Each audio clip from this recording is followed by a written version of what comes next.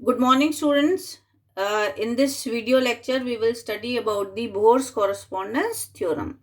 So, what is the statement of Bohr's correspondence theorem? So, according to this principle, for large quantum number, the classical and quantum theory, they give the same result. So, how do we understand this statement? देखो बच्चों, आपने quantum mechanics में पढ़ा है कि according to your Planck's quantum theory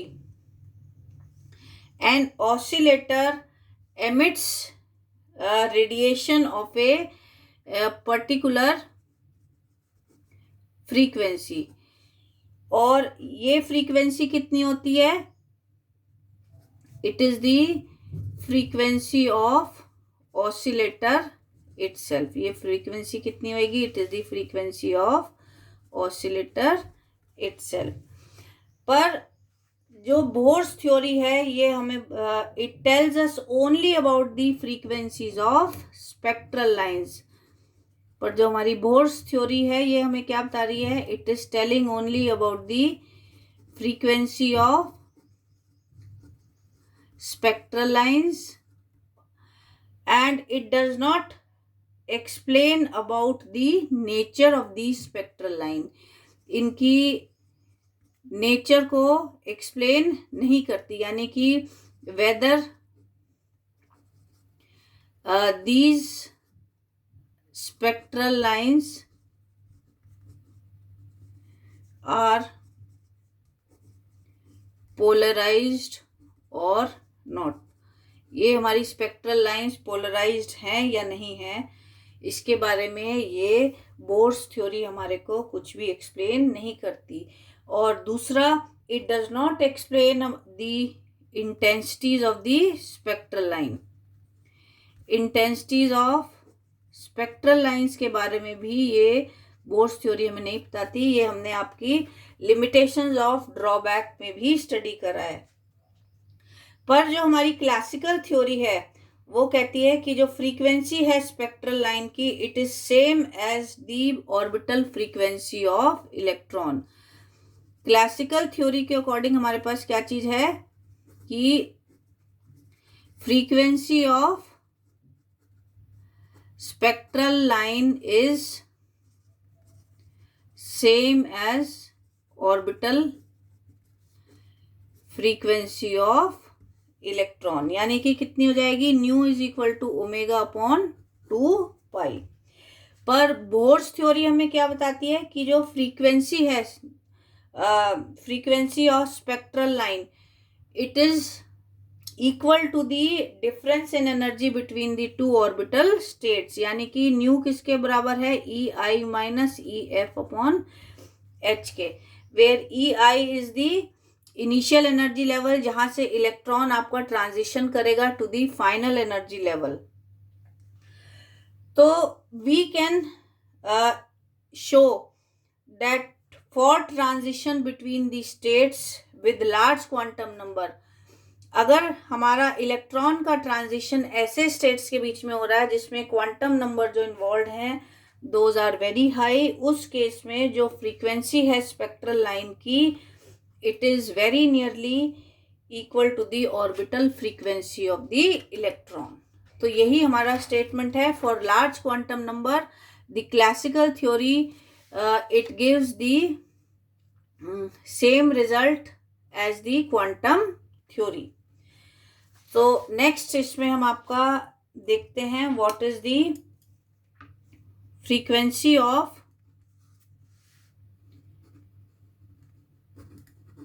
radiation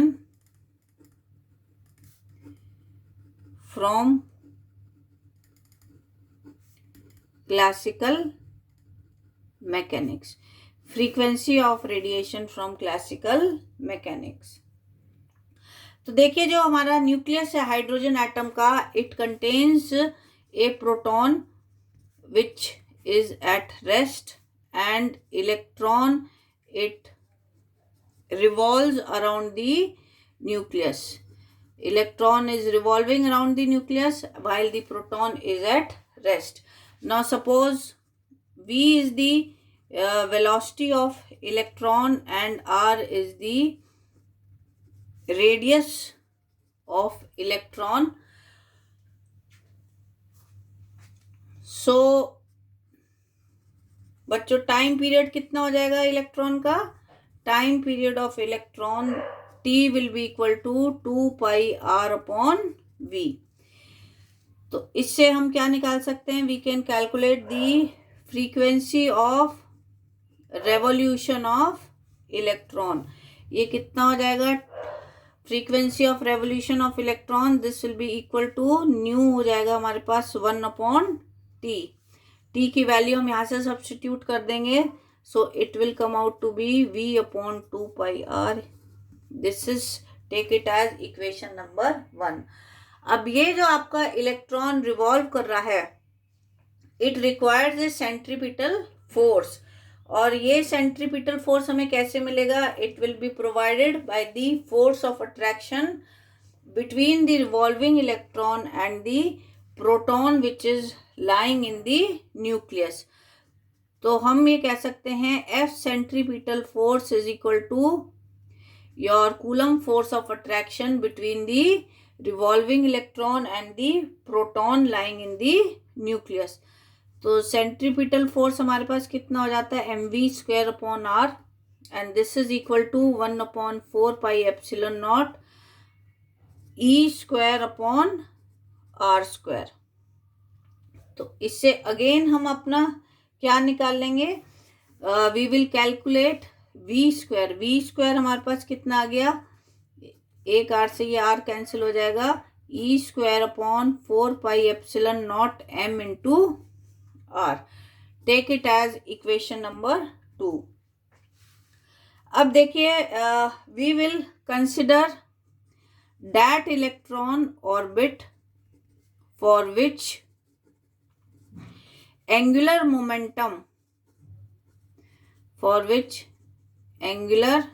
momentum is h upon 2 pi. तो हमारे पास equation क्या आ जाएगी? mvr is equal to n H upon 2 pi. तो इससे अगेन हम अपना v कैलकुलेट कर लेंगे. वो हो जाएगा हमारे पास N H upon 2 pi m into R. Take it as equation number 3. तो हम क्या करेंगे? इस 3 इक्वेशन को स्क्वायरिंग इसका स्क्वायर कर देंगे. Squaring equation 3. तो हमारे पास क्या आ जाएगा? इक्वेशन 3 को हम स्क्वायर करेंगे तो हमारे पास क्या आ जाएगा? v square is equal to n square h square upon 4 pi square r square into m square. Take it as equation number 4. अब देखिए आप फ्रॉम इक्वेशन 2 एंड 4 ये v स्क्वायर की टर्म्स आपने इक्वेट करनी है. आपके पास क्या आ जाएगा? e square upon 4 pi epsilon naught m into r. This is equal to n square h square upon 4 pi square r square m square. तो इसको अगर आप सॉल्व करेंगे तो क्या आ जाएगा? एक m से m कैंसिल हो जाएगा, r से r कैंसिल हो जाएगा, 4 से 4, पाई से ही आपका पाई कैंसिल हो गया. तो इससे आप रेडियस निकाल सकते हैं. ये आपका कितना आ गया? n square h square epsilon naught upon pi m e square. Take it as equation number 5. अब आप क्या करिए? Divide equation 2 bye 3. इक्वेशन 2 को 3 से डिवाइड कर दीजिए तो हमारे पास क्या आ जाएगा? इक्वेशन नंबर 2 क्या थी हमारे पास? इक्वेशन 2 थी v square is equal to e square upon 4 pi epsilon naught m into r. और इक्वेशन 3 हमारे पास है v is equal to n H upon 2 pi m into r. तो जब आप इसको डिवाइड करेंगे 2 को 3 से तो हमारे पास क्या आ जाएगा? वेलोसिटी निकल के आ जाएगी. This will be equal to e square upon 2 pi epsilon naught n into h. Take it as equation number 6. तो अब आपने क्या करना है? Substitute equation 5 and 6/1। तो इससे हम क्या निकाल लेंगे, अपना फ्रीक्वेंसी निकालेंगे। तो 5 और 6 को आप इक्वेशन नंबर 1 में सब्स्टिट्यूट करेंगे। इक्वेशन नंबर 1 क्या थी हमारे पास?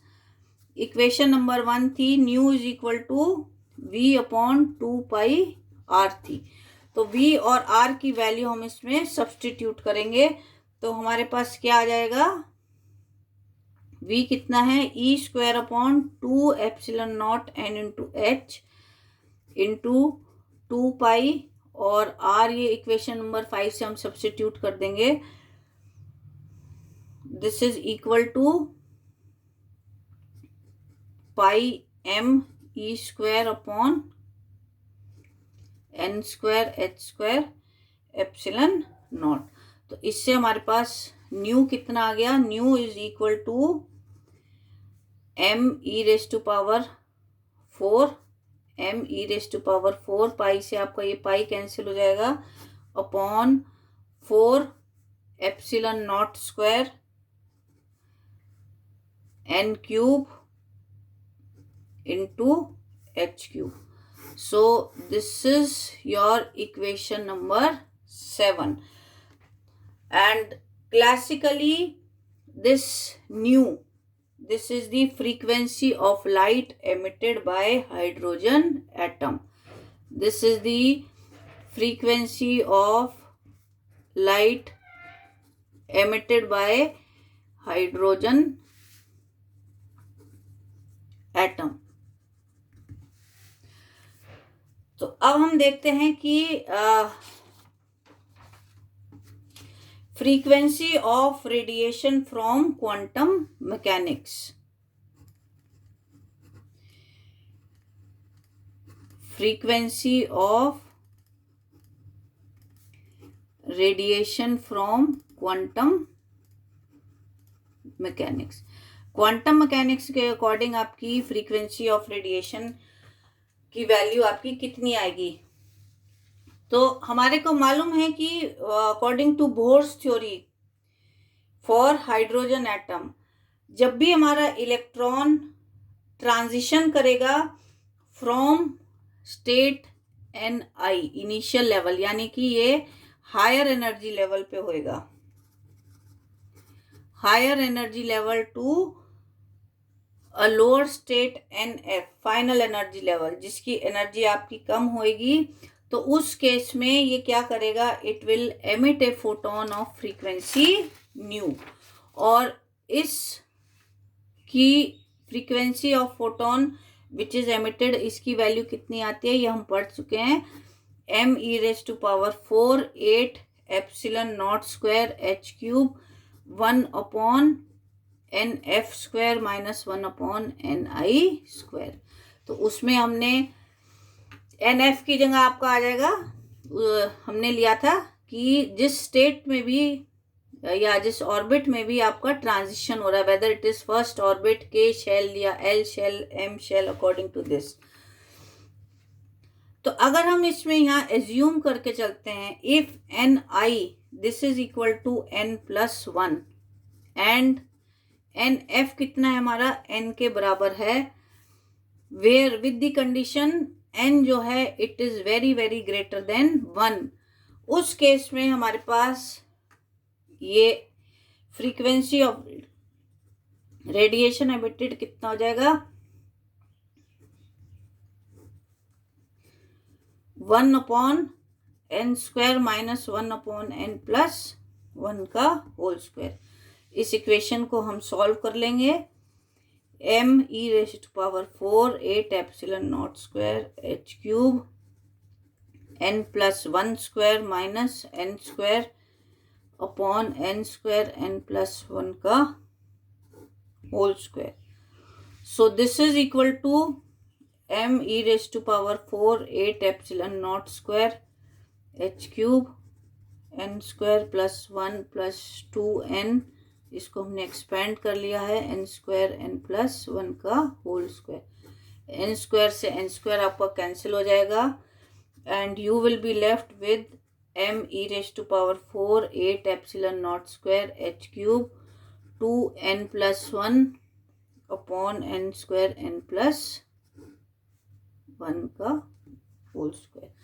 अब हम इसमें क्या एज्यूम करके चले हैं कि जो हमारे पास n है it is very very greater than 1। So 2n plus 1 किसके इक्वल हो जाएगा? This is equal to 2n and n plus 1 का whole square, this is equal to your n square. तो ये हम ऊपर वाले फॉर्मूले में सब्स्टिट्यूट करेंगे, हमारे पास क्या हो जाएगा? m e raised to power 4 8 epsilon not square h cube 2n upon n की पावर 4। तो देखिए जब इसको आप सॉल्व करेंगे, फ्रीक्वेंसी ऑफ रेडिएशन एमिटेड कितनी आ गई? m e raised to power 4 8 epsilon, sorry ये आपका कैंसिल हो जाएगा, this is 4 epsilon not square n cube into h cube. ये कैंसिल, यहाँ पे n कैंसिल हो जाएगा। तो ये हमारे पास आ गई है इक्वेशन नंबर 8। तो इक्वेशन 7 और इक्वेशन 8 हमारे पास सेम आई है। एक हमने क्लासिकल थ्योरी के बेसिस पे निकाली है और एक हमने क्वांटम थ्योरी के बेसिस पे निकाली है। So both classical and quantum physics they are giving the same result, that is orbital frequency and the frequency of emitted radiation are same provided the quantum number is very large। अगर quantum number हमारे पास बड़ा है, n is very very large, उस case में क्या है? quantum theory and classical theory they are giving us the same result, यानी कि orbital frequency and frequency of emitted radiations ये हमारी सेम आ रही हैं। So this was all about the Bohr's correspondence principal.